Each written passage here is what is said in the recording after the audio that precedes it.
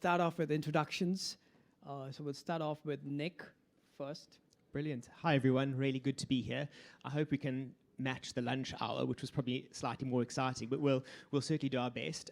My name's Nick, and I'm responsible for regulatory reporting at Monzo Bank, specifically the financial and prudential regulatory reporting. So not a broad area per se, but we are responsible for a large chunk of it. Obviously, it's a bit broader than just data. It includes, say, interpretations, horizon scanning, and production, but of course, data is the heart of what we do, so very excited to be here today. Nick, can we also have a fun fact about you?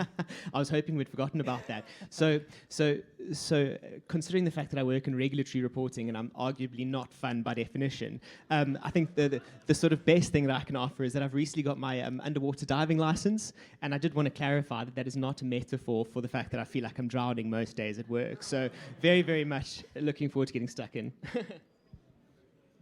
And over to you, Michael. Great. Well, thank you very much, everyone. Nice to see you again. Probably you might be a little bit sick of me if you've been in some of the earlier sessions hearing me talk. But if you haven't seen me before, great. Introduction makes sense. So my name's Michael Talbot. I'm the head of professional services at BehaviorVox. So that's really around delivering and implementing the BehaviorVox solution. And I'll be coming at the reporting and data angle from data reporting, risk and conciliation. So depending on how you view that, different organizations have different needs when it comes to data risk controls and the reconciliation ask. But I think I spend more time talking about data now than I do about actually implementing different solutions, because it's very topical, I think, to get the basics right. But interesting fact. Yes. Interesting fact is I herald from Hobart, Tasmania. So I'm definitely not local. I'm about 12,000 miles away. Wow. Is my home. But it's great to be here. Amazing. Eleanor, over to you. Hi everyone, Eleanor Kelly from JP Morgan. I am the Global Head of Regulatory Reporting for the Markets business. I specifically look after trade and transaction reporting, and it's lovely to be here with you all. My fact is I was at a great concert last night, Olivia Rodrigo, here in London in the O2, and it was fabulous. So looking forward to some great conversation. Thank you, Eleanor. And I think we saved the shortest for the last in height order over here. So I'm Avinash Shamdasani. I globally head trade and transaction reporting at BGC Partners. My remit is wide. I look at MiFID, EMEA reporting, SFTR, and a long list of regulations. Fun fact about me, I've got a long list of fun facts, so I'm thinking, what do I share? I'm also a police officer at the Met Police. I'm a special constable. I'm a break dancer, so I could be a break dancing cop over here. So if you guys don't enjoy the show today, I could, at the end, show you guys a few cool moves. But yeah, okay, to kickstart today's panel discussion, the first theme that we have, or the first topic to discuss and share insights with you all today, is what are the best practices for data management to meet the heightened standards for regulatory reporting? And to start off with an introduction, Michael, on the topic. Yeah, sure. I'll kick things off. So when we talk about data management, we're really talking about that level of data risk controls that organizations put in place. So before I talk about best in class, I think need to take a step back and tell you what I've been seeing in the market. Basically, it's 3 tiers of data management. So ad hoc, so very sort of reactive data management, data risk controls in place. There's more preventative risk controls. So maybe there's some reporting that firms do and actually identifying what data they're ingesting and data that they are interested in from a supervision perspective, obviously specifically because we have a compliance application. And then that very highest tier or best in class approach to data management is both preventative and detective controls. But each of those have trade-offs. So, whilst I can define what best in class is, having both the preventative and the detective controls in place, whilst ad hoc's pretty cheap, you pay for what you need when you need it in terms of reporting. All of the stages in between that right to best in class can be very expensive. So you have to understand what's your risk profile in terms of implementing that level of risk, data risk control. And I think the final point that I'd say is that the best-in-class data management is done by firms. They don't outsource that. There's a lot of, what I've observed, there is a desire to maybe make the vendors responsible for data management. It's not a great way of approaching data risk controls in our observation. That's actually a very good point. Actually, for a second forward, I had a mic in my hand. But yeah, that's a very good point over there, especially from the appetite to not outsource and have things in-house.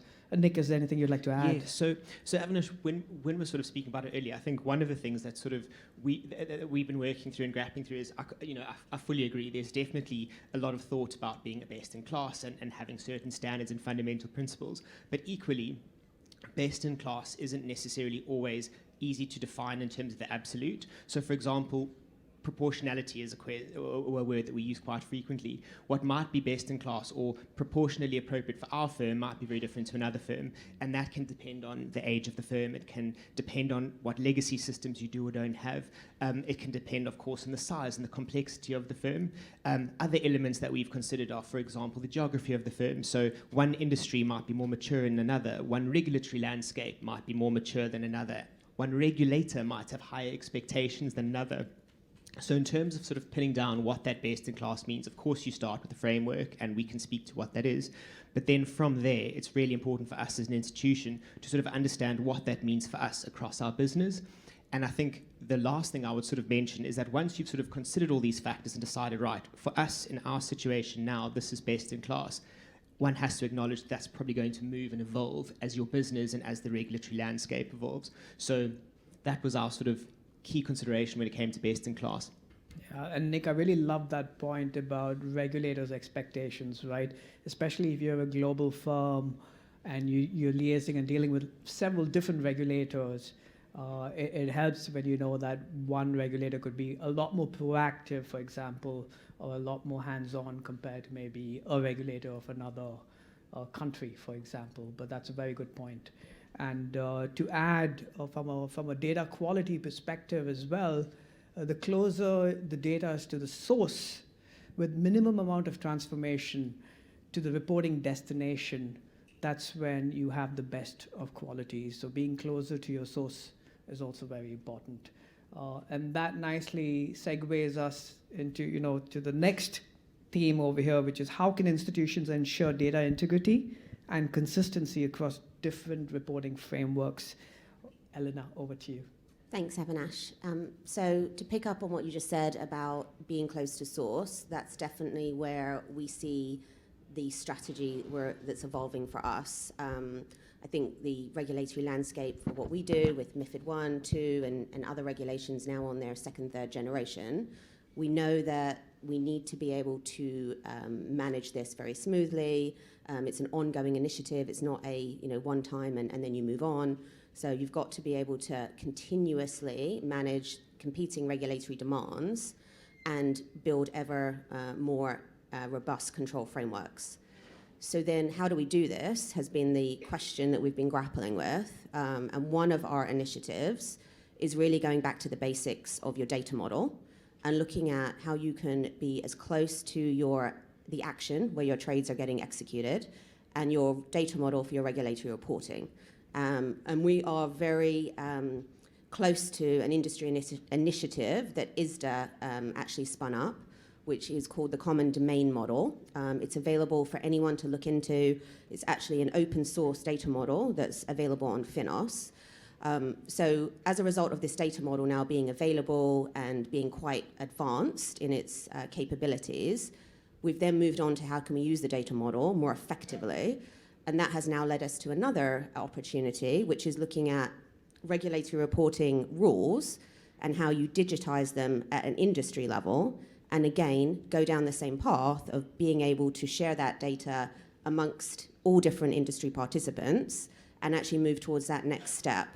So that's a strategy that we're very keen on exploring, and we think as an industry, it's something that could be very, very beneficial to everybody and mutually so. So it's just something that, to be aware of. The initiative there is called DRR, which is Digital Regulatory Reporting. ISDA is again behind it, so it's available to all their members, but more broadly speaking as well. And there's a fintech here that's heavily involved in it called Regnosis, and they've actually been working on the development of the actual code that will then become available to industry. So it's a really interesting space.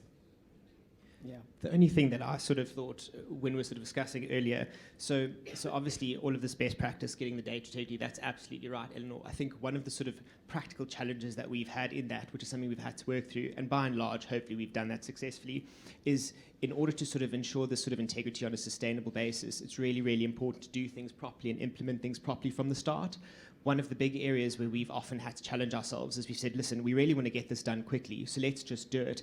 And we've almost not considered the consequences of not doing something properly.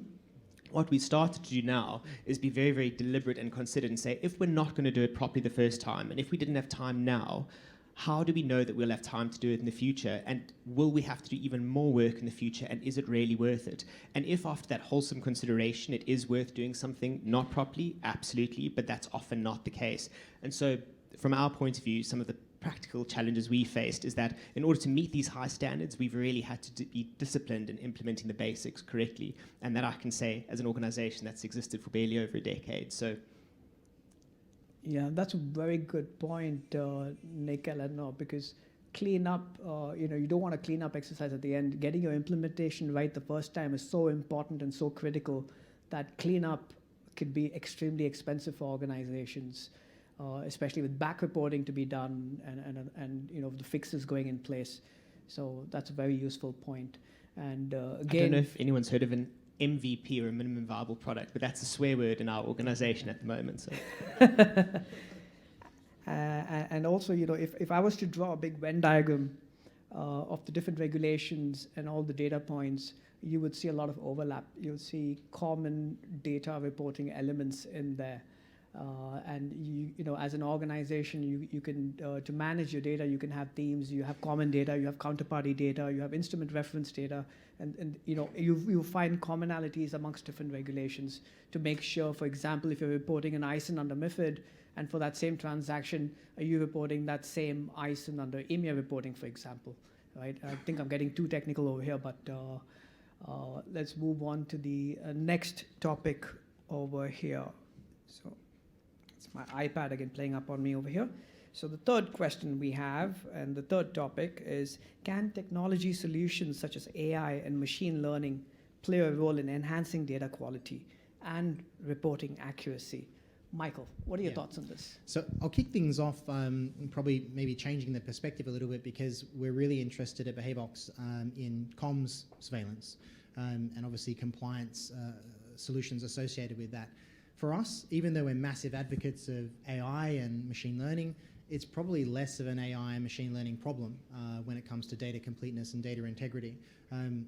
It's been mentioned a couple of times now, just getting the basics right. So what data you're actually interested in, where does the data reside, how long should you actually keep it for, do you actually know the list of authorized channels, and then finally, if you're introducing new data into the organization, do you have good mechanisms, processes, and change controls to actually understand how you're introducing that in the right way? Because yeah, to the point that Nick made, those MVPs around data are short-term, maybe results-driven, but long-term very expensive, and we have to back out a lot of that sort of data that's been ingested and processed incorrectly.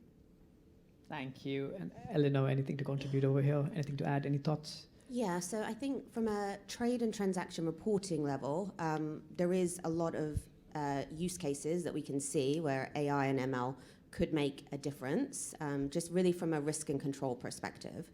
So we're a very large organization with a lot of different data flows, and it means that you need to have sophisticated techniques to be able to detect if anything has changed in your flow or something unexpected has been introduced. And that was where we really focused a lot of our energies in looking at AI as an opportunity to identify issues. To reiterate what Avinash said, I think we've learned that if you make a mistake and you don't pick it up quickly, there is severe consequences, and even just re-reporting your data is a very intensive exercise. So we need to avoid that at all costs and put our efforts into this proactive approach. And then I think now we're in the new generation of this topic, with the machine learning now becoming something that we can see will actually come into play for us. So we're not now telling our tools what to do. We're asking the tools to look at our data and see what they can tell us. It's going to take a long time before that yields results that I'll be able to share and, I guess, celebrate. But we can see it's the right strategy. So it's something that we want to make sure we're doing, but it's sort of a longer term game in the way that I'm seeing it. Yeah, agreed. I'm such an advocate of AI and machine learning, and that is the future. And especially you want to have these algorithms pop up, and the word proactive that you used was so important, right? Because you could have organizations out there 6 months down the line, hey, we're getting the buy or sell indicator wrong, or hey, we've not been reporting TV tick, or any of the identifiers accurately, right? And accuracy is so important. And Eleanor, your firm and my firm, most of the regulations that we cover are all T+1, right? And being proactive about it on trade date is so important in getting all the exceptions resolved and making sure that everything you report is complete and accurate, and having reconciliations done in the background is just, I can't emphasize on the importance of it. Okay, moving on to our next question, our next topic over here. How can financial institutions address the challenges of reporting completeness, timeliness in the face of ever-increasing data volumes? Nick, over to you. Let me take a stab, although I know this is close to your heart as well, Eleanor. So brilliant. So I have some colleagues from Monzo in the audience here, and I'm sure that they'll agree that the volume of data that we're using is increasing. And I think it's not just increasing, but it's increasing exponentially. I think previously, this is our experience, we used to say, well, data is our superpower. If there's more available, let's get hold of it. And that was perhaps shared across the industry. I think where the conversation started to change at Monzo and perhaps in other stakeholders' firms is that we're now saying we're almost acknowledging that a huge amount of data comes with a lot of responsibility, and it can be powerful, but there's risks associated with it, and there's also cost associated with that. So I think the conversation around data is leaning away from, well, we need more of it, to actually, this data costs us money and it exposes us to risk. Is it really necessary? And I think that's a really nice stage to be in, where we're not saying, well, we want more. We're saying, actually, do we need this? We're being more quality focused rather than quantity focused. And I think there's three sort of key things that we've had to work through in order to achieve this. The first is that what we deem to be necessary might be different to what someone else at another function or another discipline deems to be necessary. So we've, as a collective organization, had to come together and say, not just what us in finance or you in product need data for, what do we as a collective need data for, and how do we sort of manage that? Can we leverage off each other's data? Can we use different data that addresses the same purpose, but without taking us or exposing us to that extra risk? So it's sort of aligning as an organization in terms of what that means. The second thing, which has been very, very front of mind, this is a topic we've worked with extensively recently, is essentially ensuring that whoever you partner with is on the same journey as you are from a data perspective. And there's two components to that. The first component is, are they looking to expand their data capacity in the same way that you are? So our organization might say, right, we want loads of data, but a vendor or a supplier might say, actually, we don't think that much data is necessary. You need to know that up front, because even if at this point in time you are compatible, if in the next 3 to 4 years, whilst things are increasing exponentially, you no longer become compatible, that's going to be a big misstep in terms of your data journey. And not only do you have to make sure that your visions are aligned, because I think most people would probably want to be capable with big data, you've also got to make sure that you're achieving that at the same time. So if one company is going to be rolling out over the next 5 years, but you're going to need that in the next 3 years, do think to where your data is going to be in the next 5-7 years and make sure that their capability is going to meet that at that time. So that's another element. And then the last thing before I stop waffling is essentially, in order to cope with big volumes of data, data has to become an organizational challenge, not specific to a team or a discipline. Previously, I was really proud to say Excel proficient at the bottom of my CV, whereas now we would be reticent to take someone on board if they weren't proficient in, say, SQL or another coding language. Equally, if they're not, we would make sure that there were resources available to upskill them rapidly. So essentially, proficiency with data across the business has been really key in us working through the data volume challenge. Yeah, Michael, anything on the consulting side? Yeah, I think from a professional services standpoint, I think I've got to take it from the point of Behaviox as an artificial intelligence company first. We love data. That's not necessarily the standpoint of our customers that we work with in our consulting engagements, though. So the really important thing there, in order to make sure that reports are complete and there's that completeness element, the underlying data needs to be complete as well.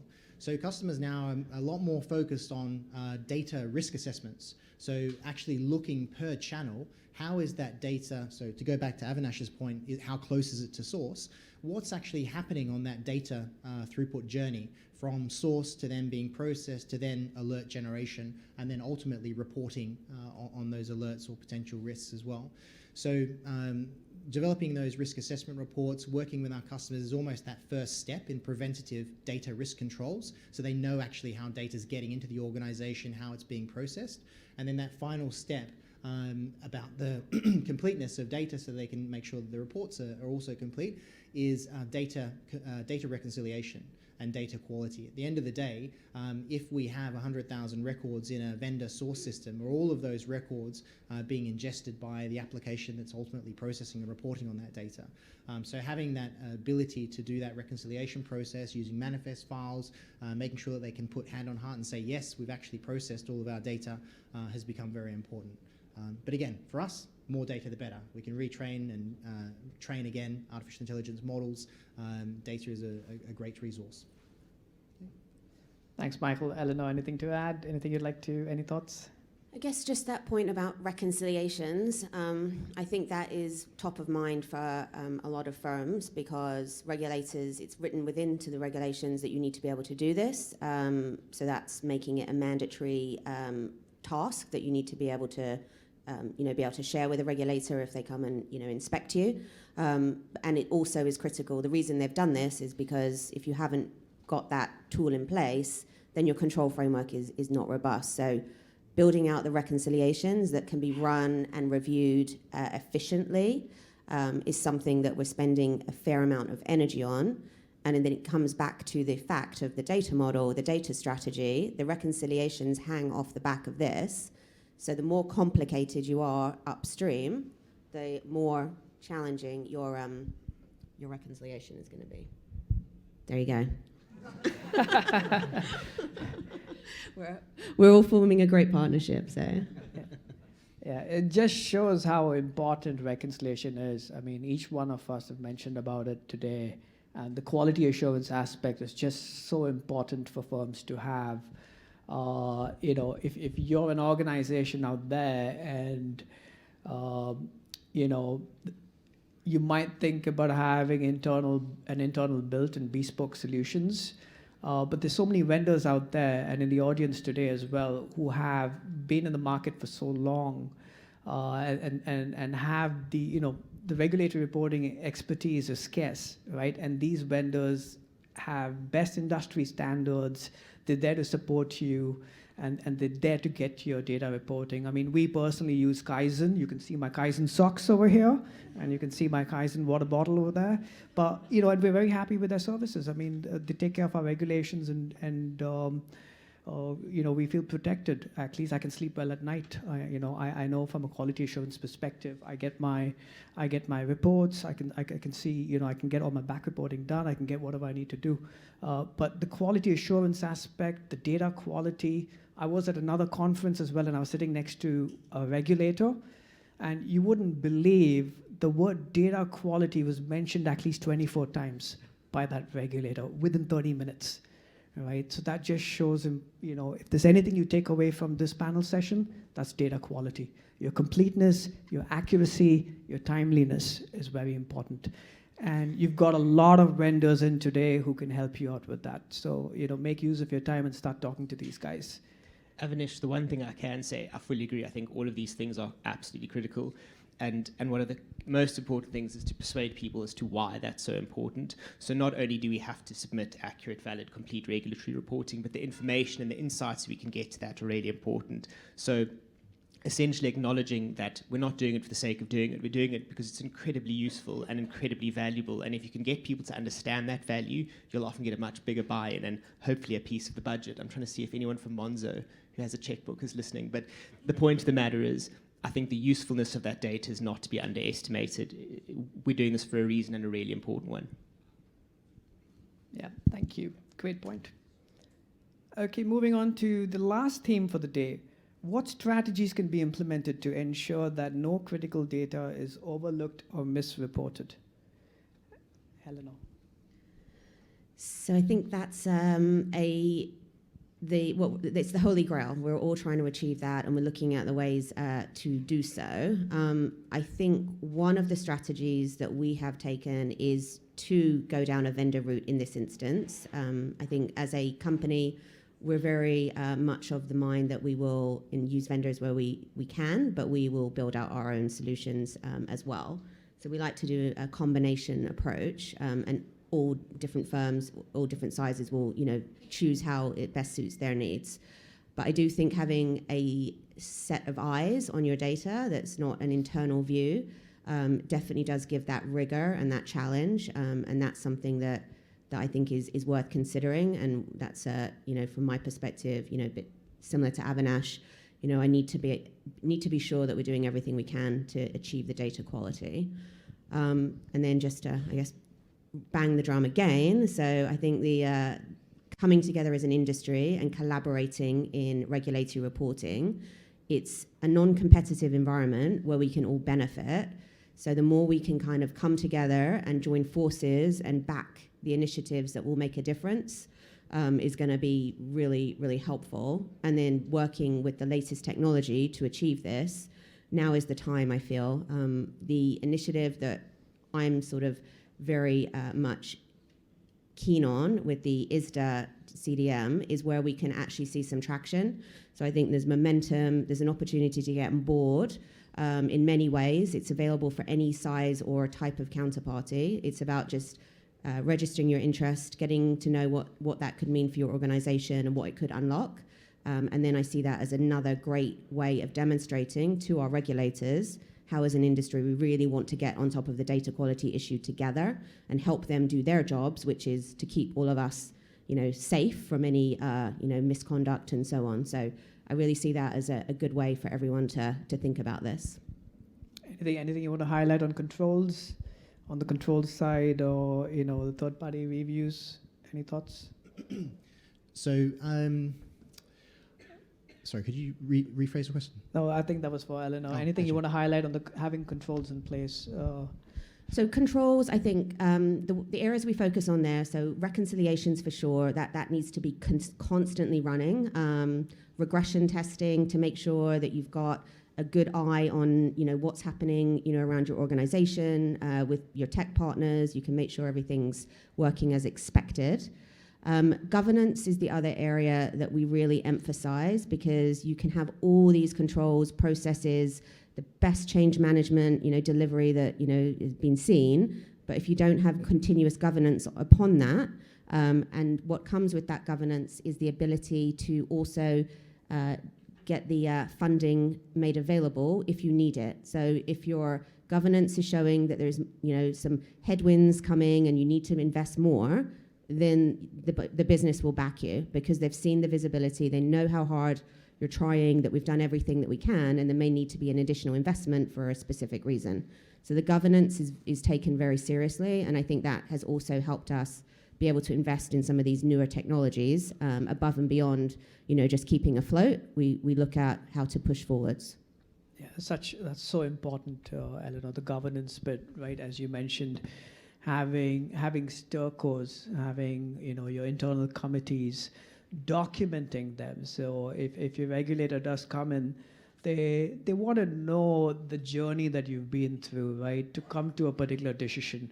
And they want to understand that. And having all those MI packs in place, having all the relevant stakeholders, your SMFs, all your senior stakeholders, making sure that they're aware of what's happening, even all the way down at the operations level, right? So committee meetings where the decisions are made, as Eleanor mentioned, to get funding as well. It's so important because that's your platform where you can actually get an agreement from all senior stakeholders, and you can get the stakeholders responsible for funding those initiatives.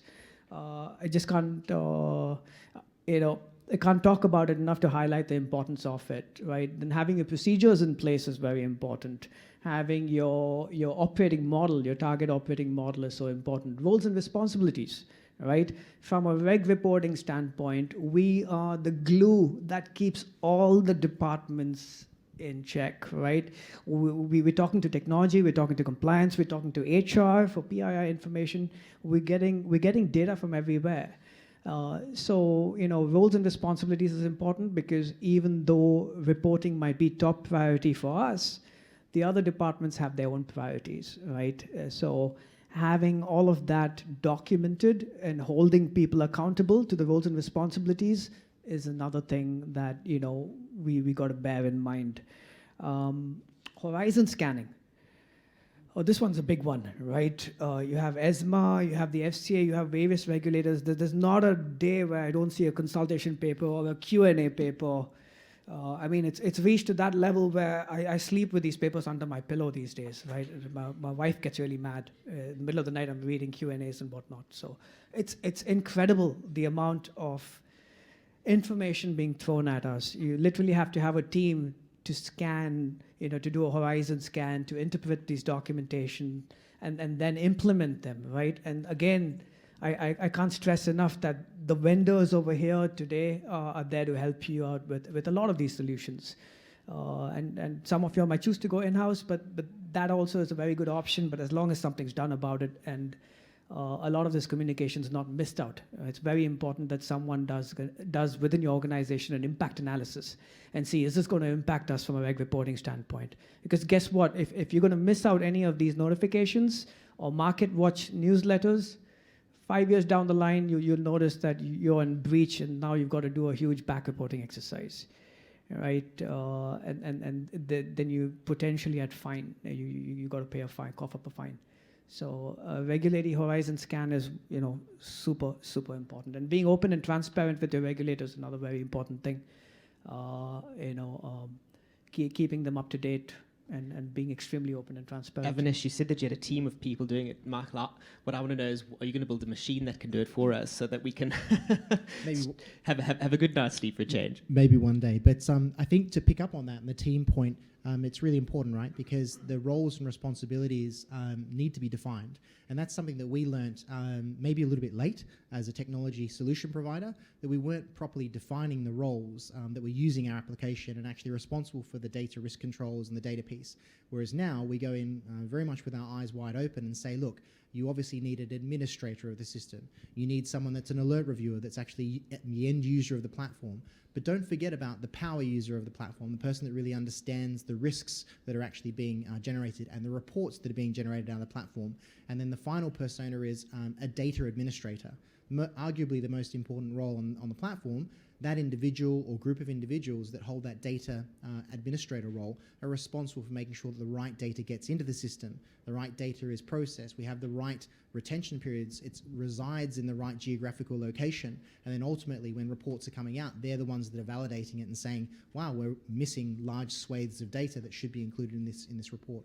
So the personas and the role piece, very important for us. We haven't quite replaced humans, and I don't think we will replace humans either in this. It's a very good point, Michael. And from a horizon scan perspective, there are a few vendors out here that provide you with any of these notifications that you get from the regulator. I can think of one called Single Rule Book. I think they've acquired by Kaizen, but they provide a very good solution. And I met with another vendor today, and I can't remember their name.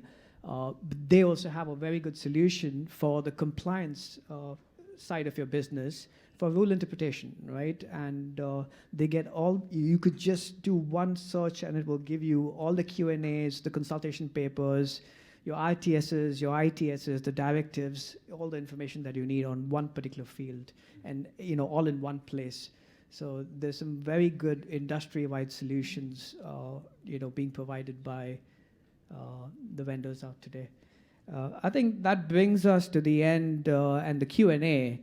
But before we go to Q&A, is there any last thoughts or advice anyone would like to share to the audience? Or I have one last thought, and I really like the way Eleanor articulated that. She said, in terms of getting everything right from a data perspective, that's the holy grail, and I suspect we will never answer that. Equally, I think if we work together across industry with our colleagues, peers, I think we have the best chance. It's a non-competitive environment, which is a very exciting space to be in. It's one of the rare exceptions, so I like that. No additional points to add. I think sort of we've almost come a little bit full circle at the moment, but yeah, happy to take any questions. Yeah. Eleanor, anything? Let's perfect. see if there's any questions. Yeah. I just have one last thought from my side. Data quality, data quality, data quality. If there's nothing you take away from the session, just take that one word. And that's how important it is, right? Go back to your organization. Start talking to people within your organization about data quality. Even if you have to just take a single report and just check the quality of each and every single field and do it yourself if you're a very small firm, it is very important because that will highlight issues within, the grand scheme of things. But that's just my one piece of advice. Questions? Okay, we'll start off. The first question I have over here is, what's the number one mistake RegTech firms make when utilizing large amounts of data? I can probably say, not from experience, obviously, but I think utilizing that data without really fully vetting it. So there is this concept of artificial intelligence and these emerging technologies are going to replace humans. Well, actually, it's very much still supervised. Everything that goes in to training the models, to validating the reports, still has a large human component on it. So I would say that's the biggest mistake, thinking that it's going to be some sort of panacea, taking in all of the data regardless of the quality. Actually, you need very specific, high-quality data when it's being used for training purposes. So not necessarily all of the reporting data, but I think that's probably one of the bigger mistakes. Thank you, Michael. And how can institutions standardize data collection processes to ensure consistency across various reporting frameworks? This is an interesting one. So I don't actually have an answer. My answer is really cheeky. If you want to standardize your data collection, just develop an app. And that's pretty much where it all comes from. So I think, Eleanor, you'd probably have much more insight. I think there was a bit I mentioned about having common themes, right? And once you have common themes and once you've categorized your data, you'll find common elements across the various regulations within the organization. So that's something that, I already stressed upon. And I think Eleanor has something to say as well. No, I think, the common data elements is those that have been on the regulatory reporting trail and have seen this become a reality is kind of the next way we can help standardize, use the push for the common data elements to be growing, encourage the regulators to understand that divergence does cause complexity for everybody, including the regulators, being certain of the data that's being sent to them. So we very much see the regulators and the industry, partnering on that front to make sure that we continue on the right path, which we currently are on. Yeah, and the regulators are also looking at data in the same way, same as how we're looking at data and trying to understand it. And that's a very useful point. Thank you, Eleanor. Last question for the day we have over here. Do you see a place for behavioral science in proactively tackling poor conduct and behavior rather than just monitoring for these? Yes.